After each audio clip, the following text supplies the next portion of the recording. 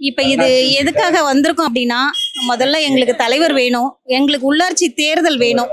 எங்களுக்கு முக்கியமா இப்ப வந்து தலைவர் இல்லாத ரொம்ப கஷ்டமா இருக்கு.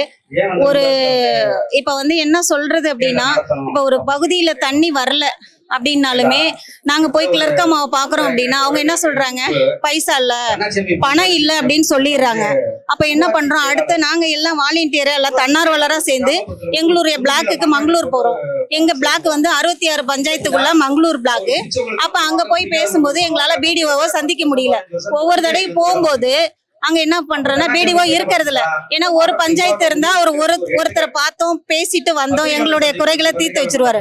எங்களுக்கு 66 பஞ்சாயத்துன்றதப்ப நாங்க போய் அவரை சந்திக்கவே முடியல, பேசவும் முடியல. ஒவ்வொரு தடவையும் போயிட்டு வந்துடுறோம். அப்புறம் ஒரு தடவை போகும்போது எங்க ஊர்ல இப்ப 4 பகுதி இருக்கு. 4 பகுதியுமே தண்ணி இல்ல. தண்ணிக்கு வரணும்னா 1 கிலோமீட்டருக்கு ரோட்டுக்கு வரணும். அப்ப அது குடி தண்ணீருக்கு ரொம்ப சிரமமா இருக்கு. அப்ப இருக்கும்போது அவங்கள்ட்ட போயிட்டு நாங்க 10 பேரா போய் மனு எழுதி கொடுத்து அவங்க வாங்கிக்கிட்டாங்க.